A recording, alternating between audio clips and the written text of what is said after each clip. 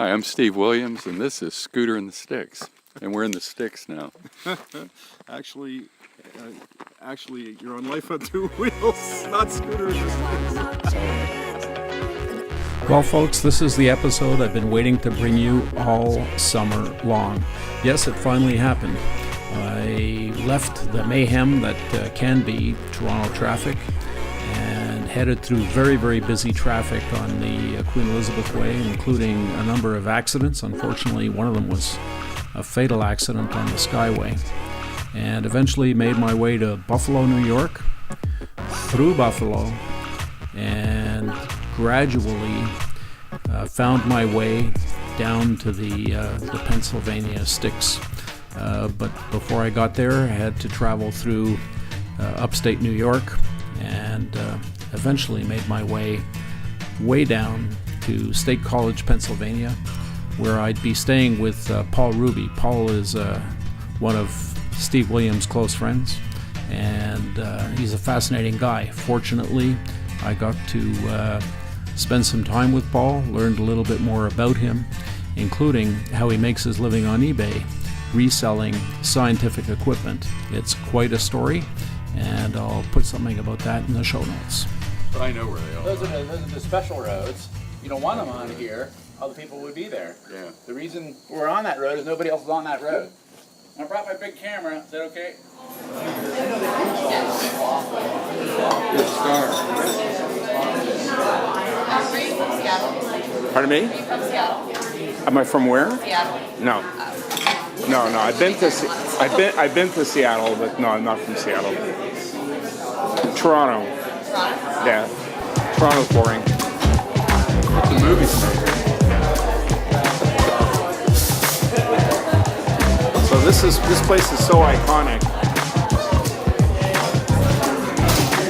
and this is not the right camera.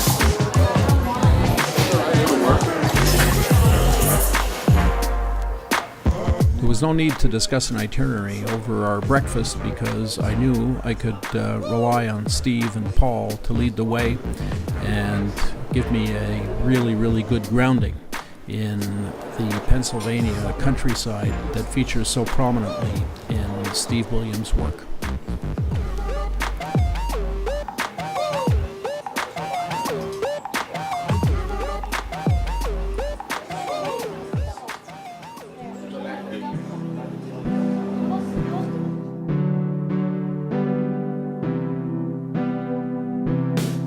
After that delicious continental breakfast at Saint's Cafe, we headed out of town, across the valley, and towards the mountains in the distance, where we would be climbing for quite a while.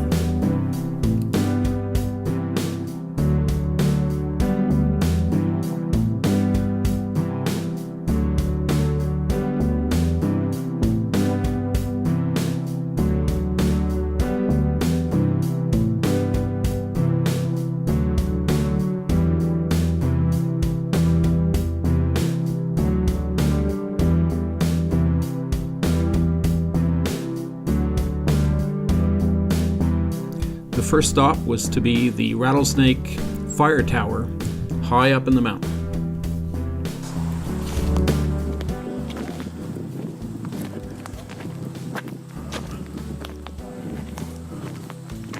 I remember when I was a kid, when I came up here in college, we could get inside and look around. I don't like heights anymore. Yeah. So I don't. Do you think this is maintained or is it just in good shape? No, I don't like black bears one little bit, and I don't know why, because I've never actually encountered one. I saw some grizzlies in BC, which are far more dangerous. They're apex predators. Yeah, but the black bears probably not. But I remember going for a walk in the woods with my dad, and there was evidence of bear activity. And it really freaked me out. And Vultures up there. One turkey dog. the thing that amazes me about the countryside here is just how stunning it is. All these rolling hills. It's just absolutely incredible. beautiful area, and you don't have to go far.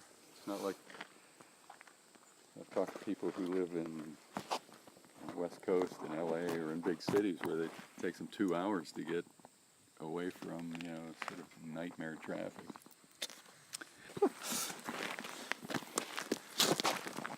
You have a lot of camera stuff there.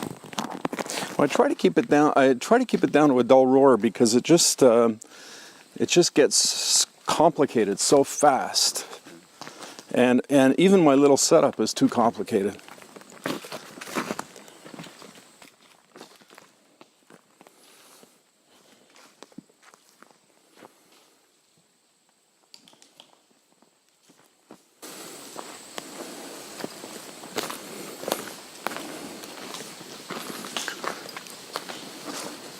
All you can hear is the sound of falling acorns in the trees around here.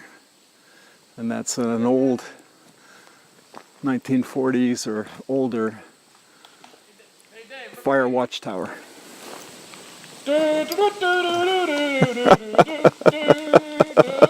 How's that? That's pretty good.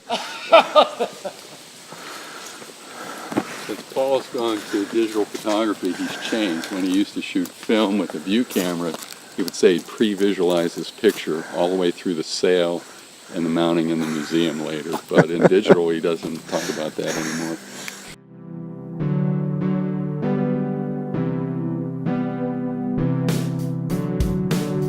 After that superb, relaxing little stop, it was time to hit the road again because there was more to see and there was more to do. Unbeknownst to me, we were headed for a photo opportunity in no time flat.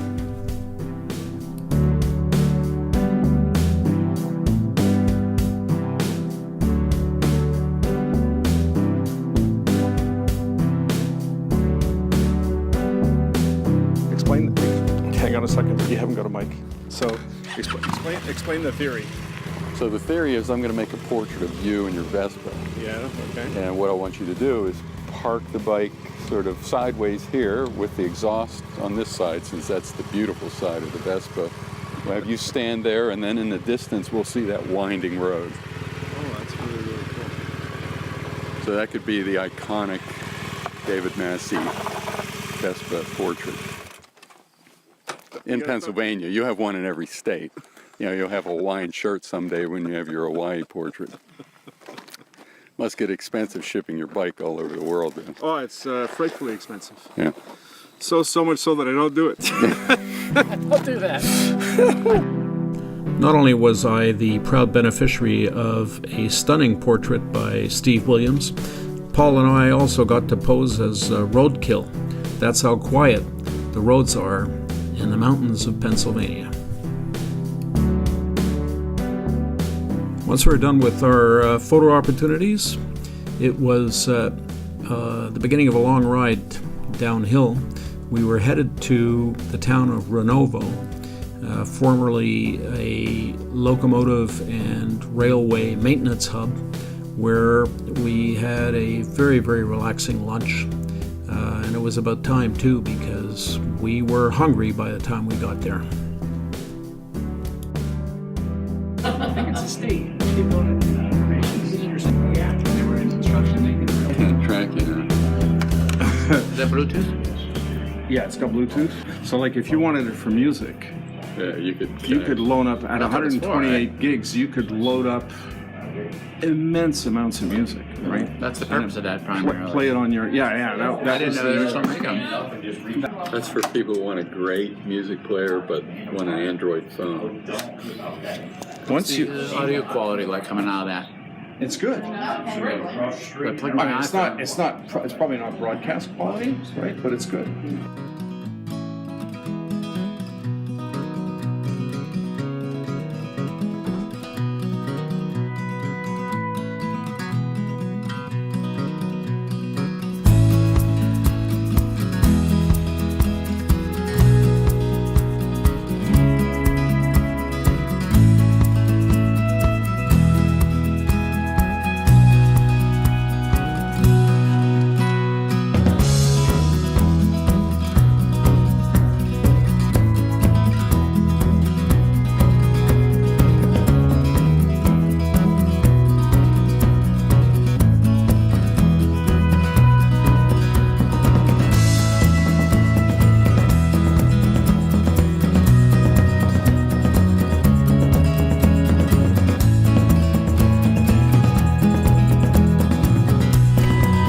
The reason that visiting Steve Williams and Paul Ruby in State College, Pennsylvania was so important to me is that I had been here in 2013, and unfortunately events conspired against us, and I didn't actually get to have a tour of the Pennsylvania woods.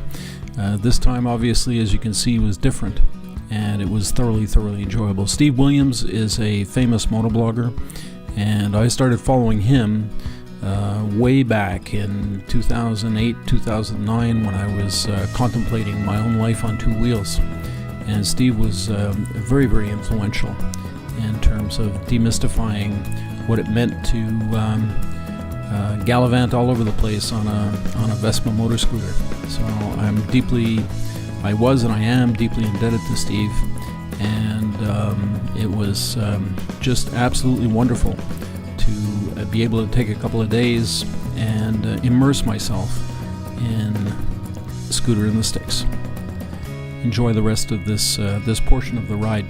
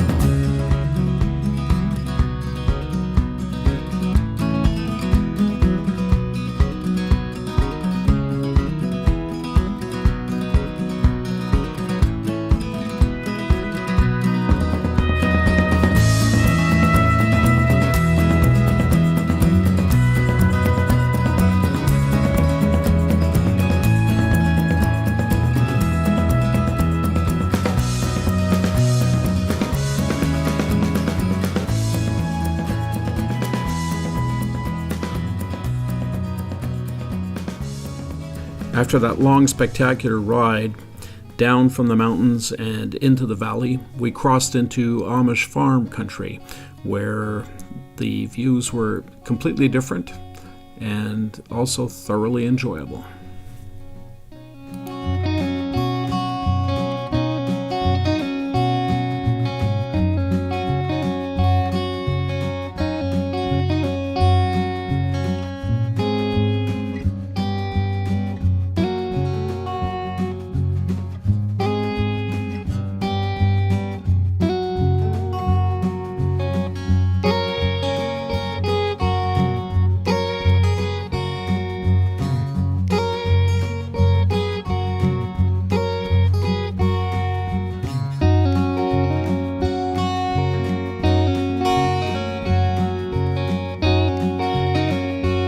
Coming up on Life on Two Wheels, there's an exclusive interview with Steve Williams where you'll get to learn more about what makes Steve Williams and Scooter and the Sticks so special. So I hope you enjoyed this episode. Please click to like this video, click to subscribe, and in the show notes you'll find a link to the blog where you'll find the touring guide, the gear guide, and so much more. See you soon on Life on Two Wheels.